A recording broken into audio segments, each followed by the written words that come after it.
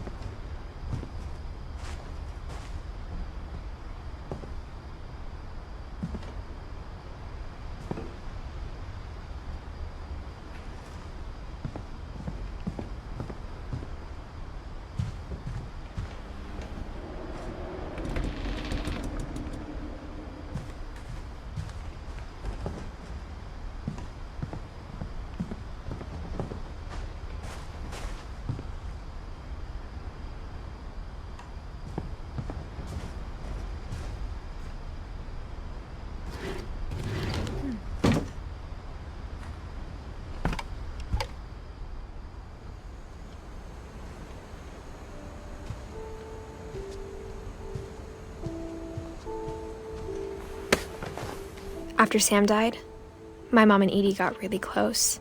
They'd both lost a lot.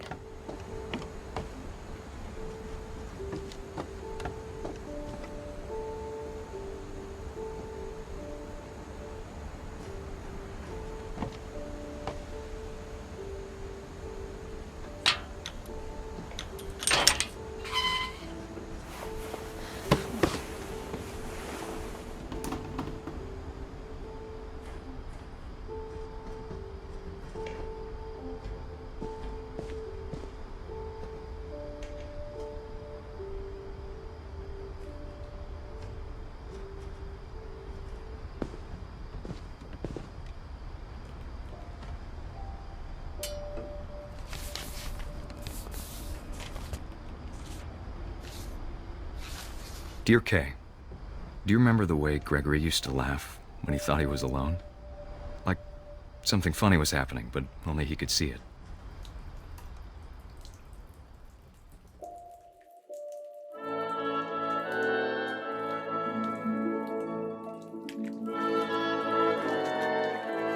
I think he saw things the rest of us don't.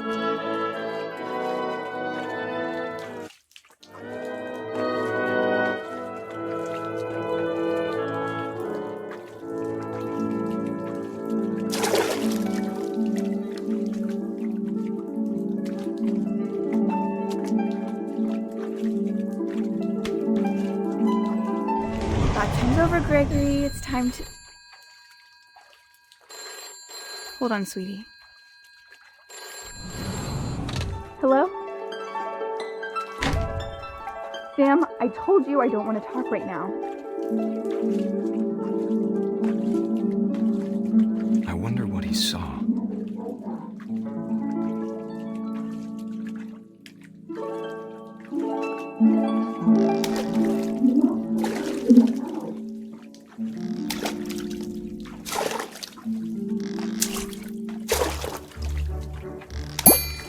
Reminded me so much of Calvin.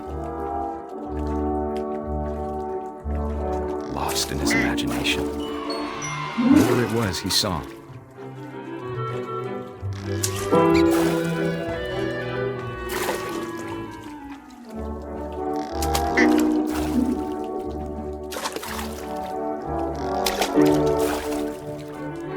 It sure made him happy.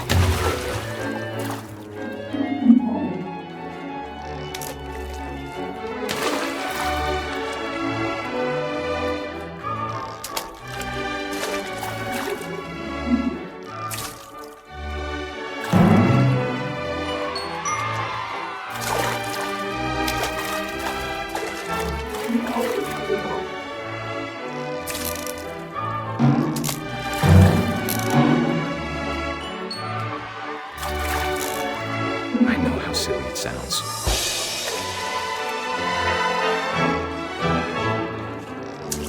That I worried about a baby being too happy.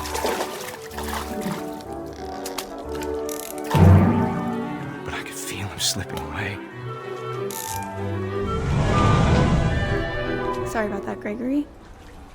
I know you did everything you could. Maybe if I hadn't called that night. Damn it. Hold on, I don't want Gregory to hear this.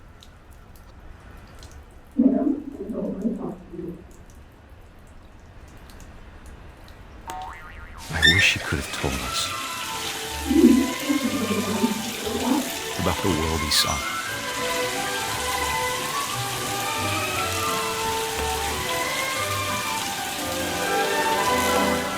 There's so much I don't understand about Gregory, about everything.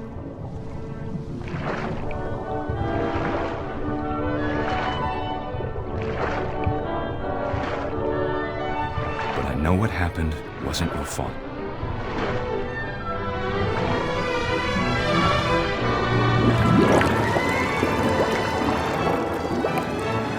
I'm sure he's happy. And he'd want you to be happy too. Good luck, Kay. Love, Sam.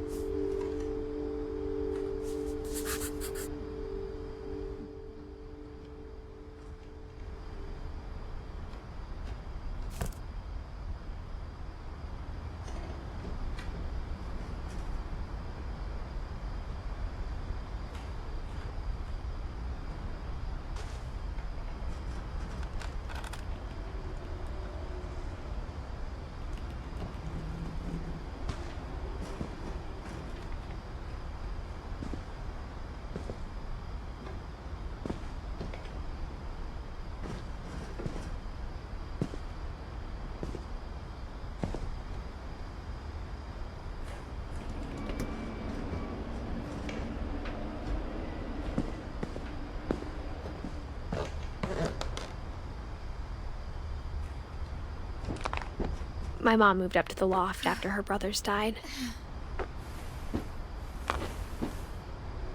At the time, it was as far away as she could get.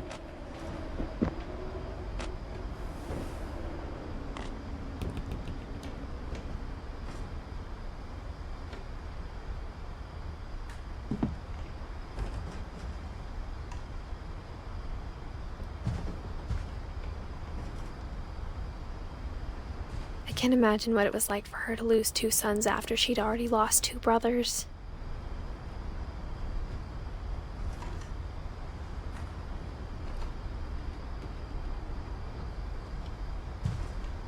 She spent a summer building houses in Calcutta, where she met my dad, Sanjay.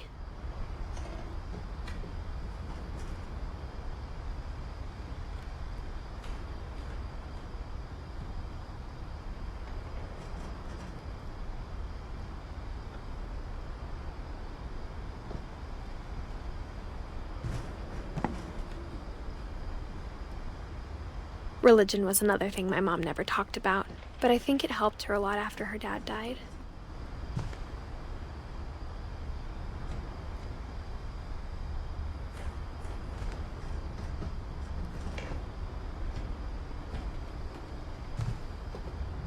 My mom moved to India a week after graduation and got a job teaching English. Louis was born a year later.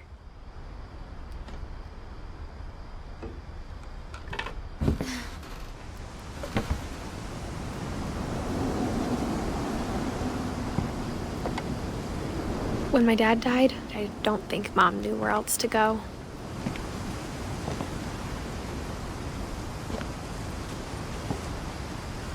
I'm sure Edie was happy to have her back.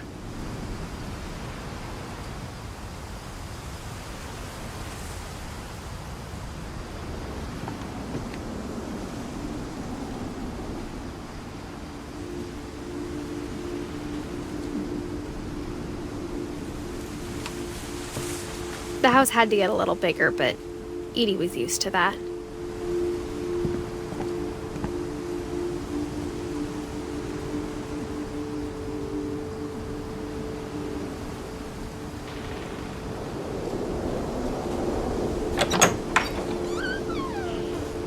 I'm And for a while, things were good. Almost normal.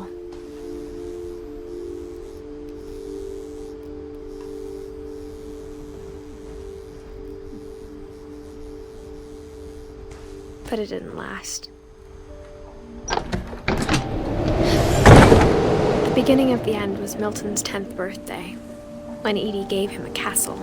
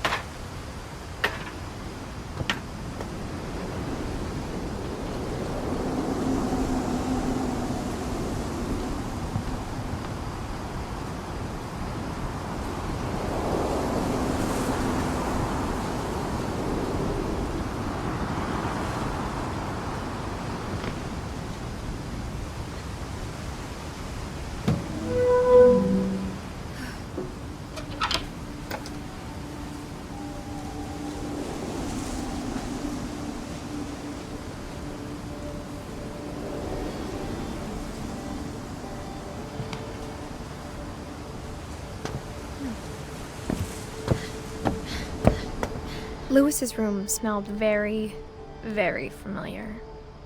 That part of him lived on.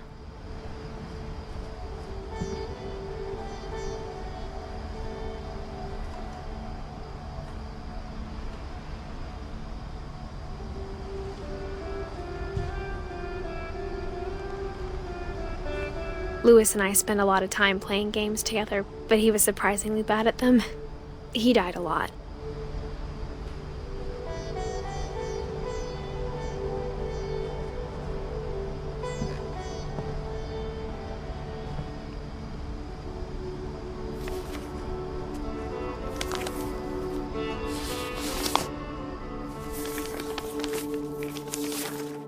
Dear Mrs. Finch, as Lewis's psychiatrist, I can understand your desire for an explanation. As I see it, the trouble began in January, shortly after we convinced your son to seek treatment for substance abuse. Newly sober, I believe Lewis first noticed the monotony of his daily life.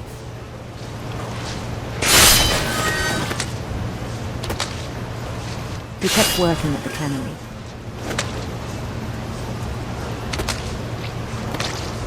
But he withdrew part of himself. In our sessions, I saw the same behavior. His mind began to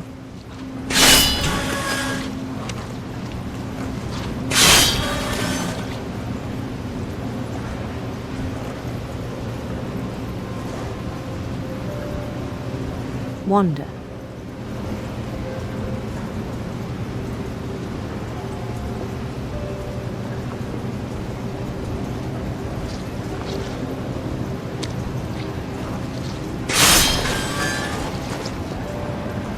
I asked him to describe it. He said he started small.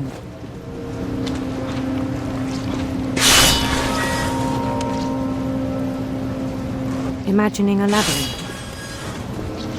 He'd feel his way about. Then something moved.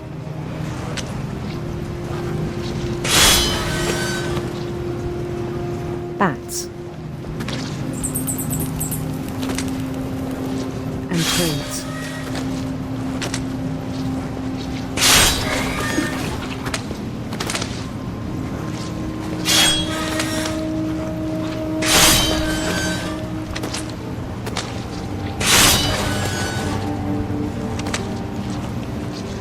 things that have not names.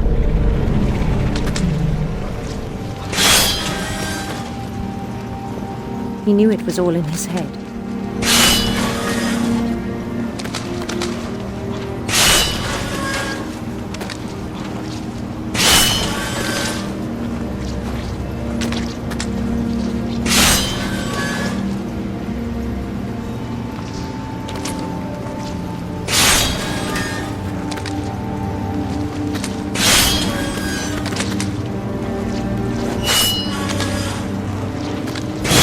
He took it very seriously.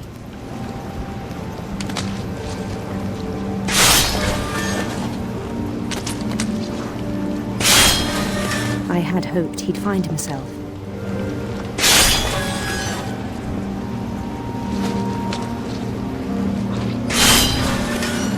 But he found something more. I worried about him then. Daydreaming at the cannery. I spoke with his boss. But he said Lewis had become a model employee. Methodical, tireless, focused.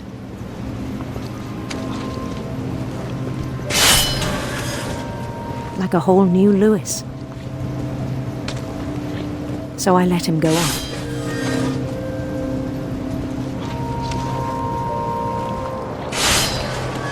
I even encouraged him. It seemed very promising at first. He told me he'd made a new friend.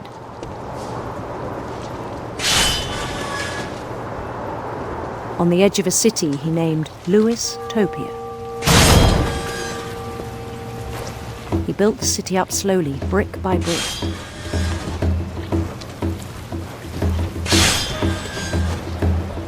Then he made musicians.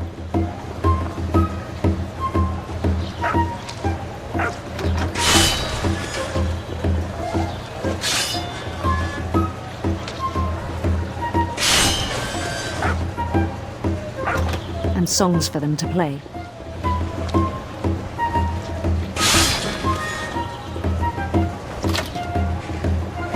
He talked about starting a band.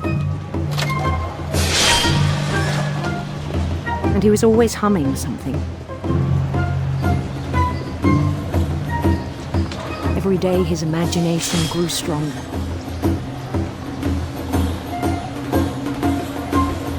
He no longer spoke at the cannery. But his chopping was as reliable as ever. Then one day it struck him that all the cheering crowds, even the stones under his feet, were all in his imagination, so he could do whatever he wished.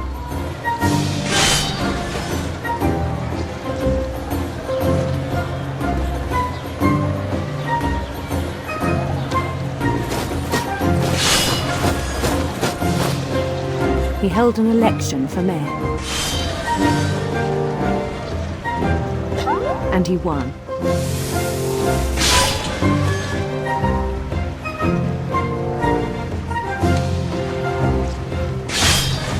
They begged him to stay, but his mind was already wandering. It became a game for him.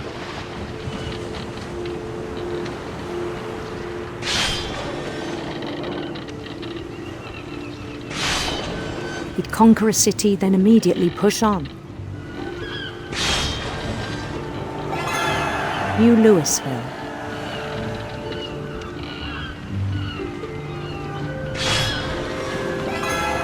St. Louis.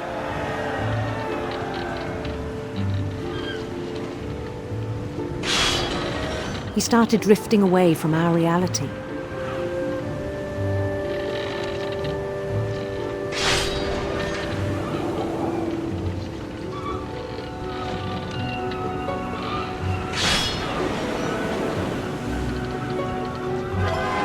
Minneapolis. Until one day he forgot to go home from the cannery. Even as his mother pleaded with him, part of Lewis kept sailing on.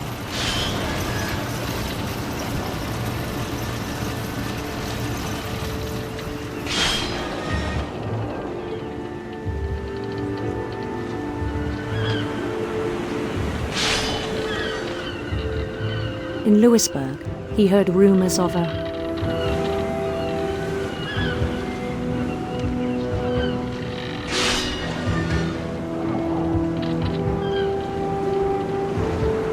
handsome queen.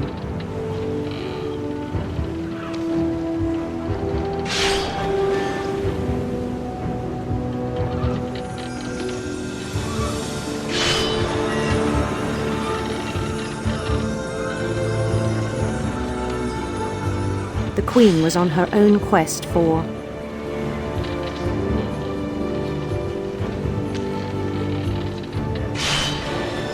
radiant rainbows.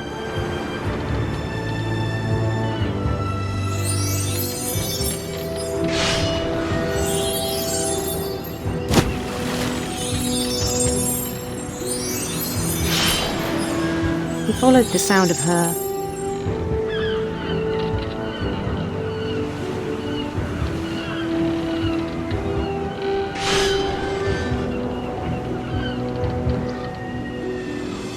electric sitar.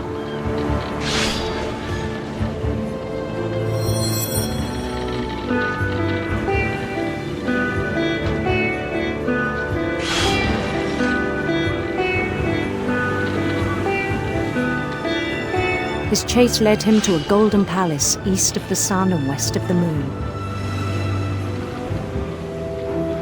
Even then, his logic remained sound.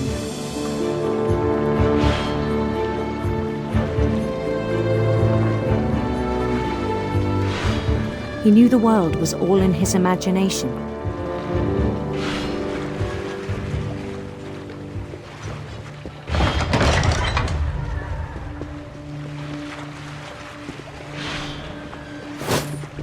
But he was so proud of having created it.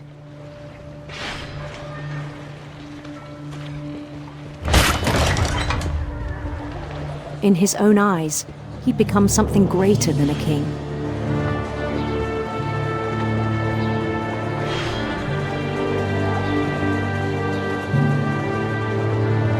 For someone who'd never known success in the real world, I think it was overwhelming. And then it struck him that the real Lewis was not the one chopping salmon, but the one climbing the steps of a golden palace.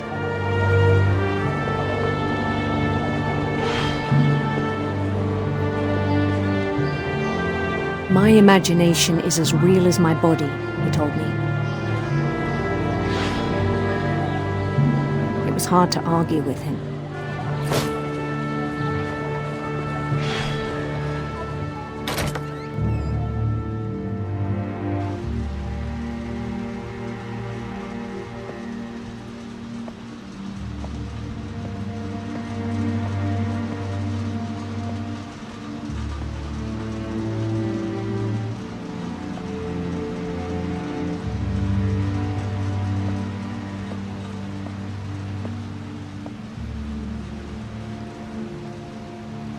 Began to forget the world we know.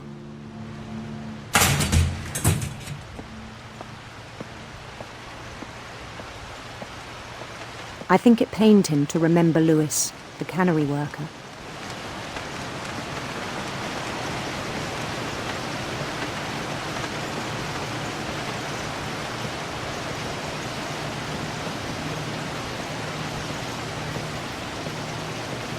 He began to despise the man with a royal contempt.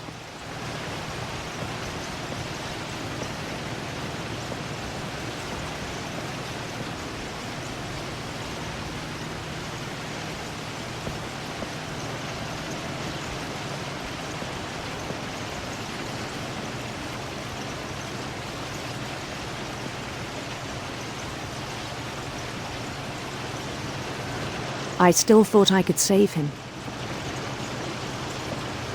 Even after he said he was being crowned king over all the lands of wonder. The palace would be packed with his companions.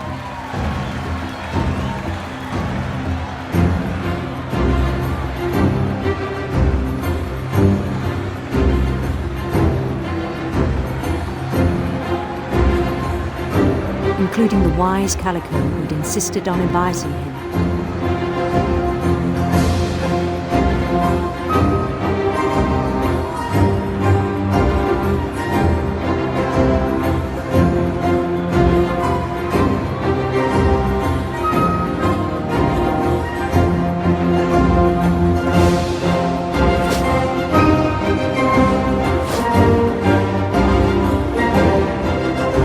His queen waited, holding his crown.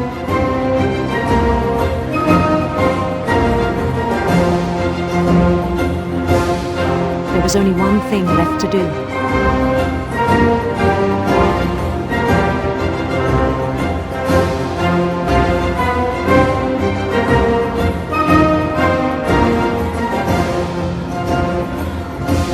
Bend down his head.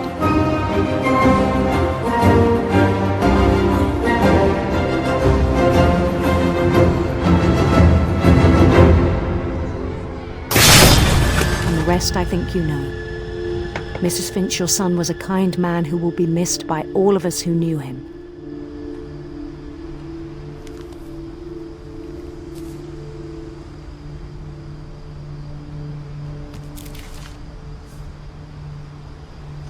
My brother was really cool. I wish you could have met him.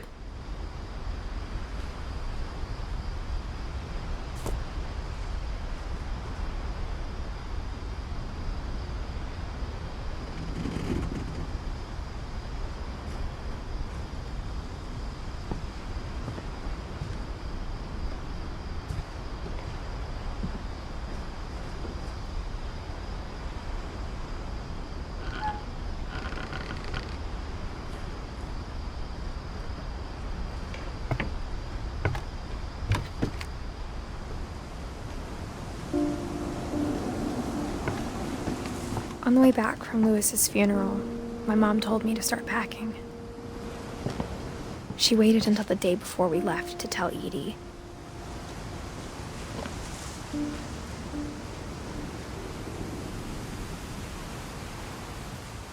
I'm not sure if she wanted to make it easier or harder.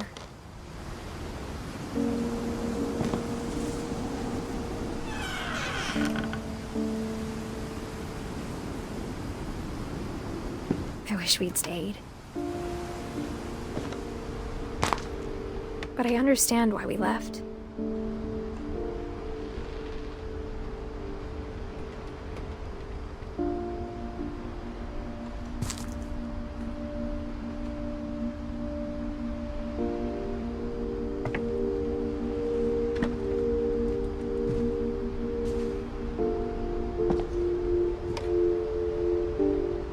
My mom ended up leaving everything behind.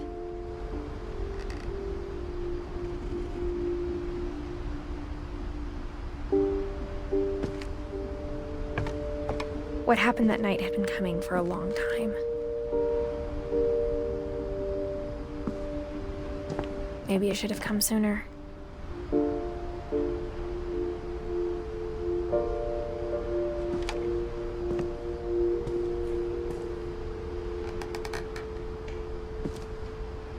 But it had to end one way or another.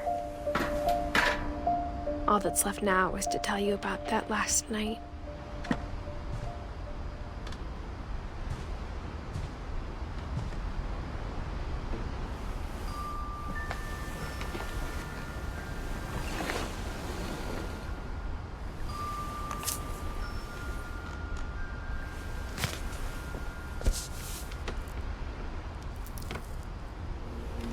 That whole last day, Edie just watched us pack and didn't say a word. Until supper, when she raised her glass and said, "To our final night together, and all our final nights apart." Grandma, you know what I said about alcohol. Some of your medications are very Edith, specific. I left a present for you in the hallway. Why don't you go open it? The grown-ups have to argue now. I'm sorry, you're right. We're all leaving tomorrow. Let's just enjoy our last... I'm not leaving. Edith, you're excused.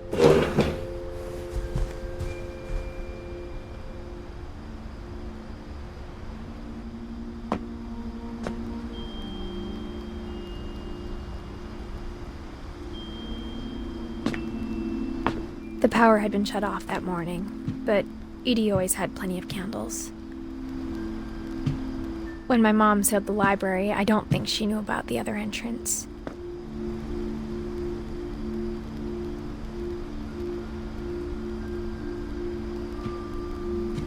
Or that Edie had a key to it.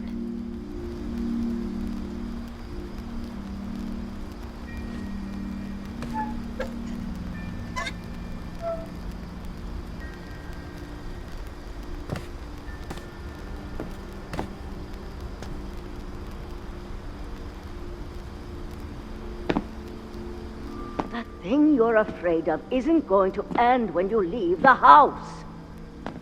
Edith has a right to know these stories. My children are dead because of your stories. I think it's best if Edith and I leave tonight.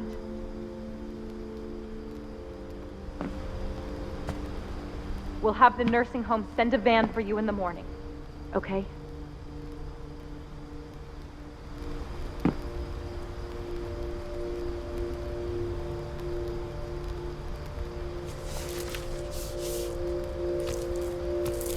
Dear Edith, there's so many stories I wish I could tell you, but there's only time for one. This is about what happened on the night you were born. That night, the tide went way, way out.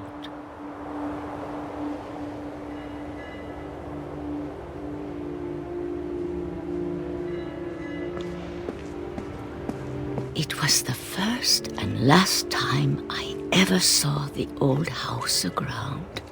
There'd been an earthquake out in the middle of the ocean. They called it the lowest tide in 1,000 years. God, it smelled awful. You know, I've seen that house every day of my life.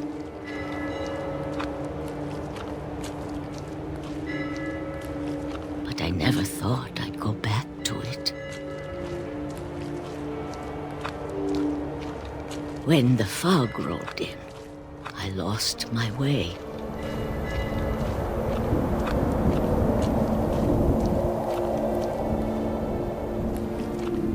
I got turned around.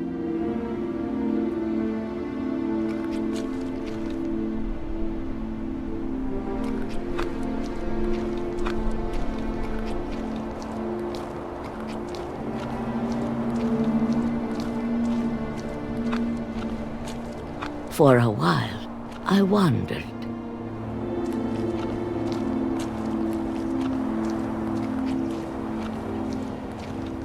I started seeing things.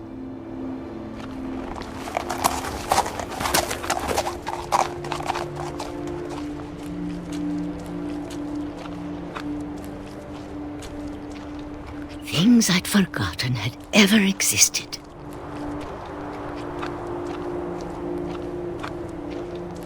But when I saw them, they felt like old friends. That night, a lot of things came back to me.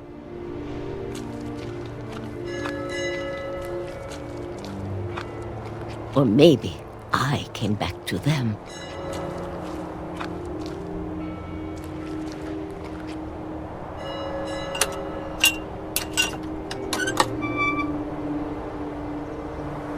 Things I can't explain, but that I need you to try and... Edith, what are you doing in here? It's mine! Edith! Mom, you're gonna rip it! Let go!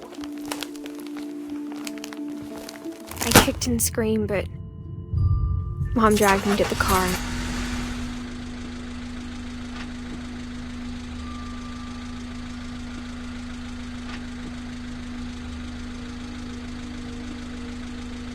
I never saw Great-Grandma Edie again. The next morning, the van came to pick her up, but she was already gone. After that, we moved around a lot.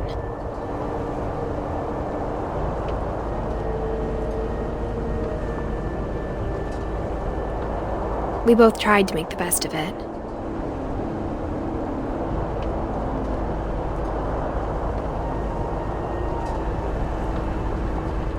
A few years went by.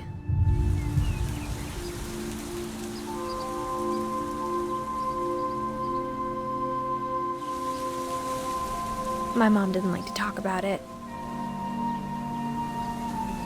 but she started getting sick a lot. The rest happened pretty quickly.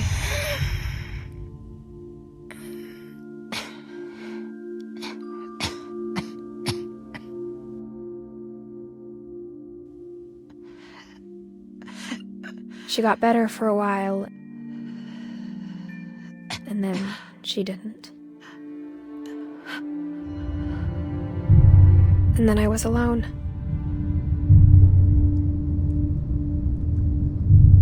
The last Finch left alive.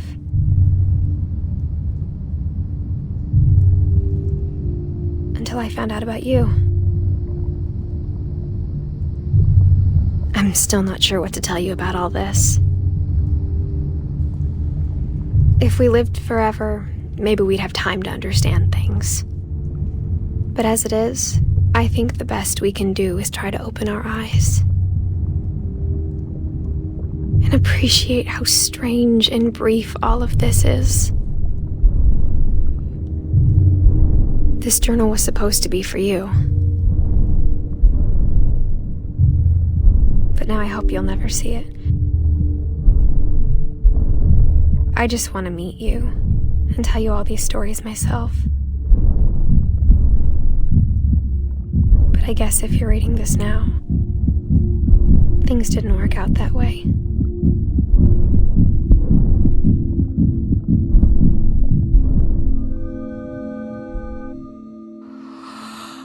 This is where your story begins.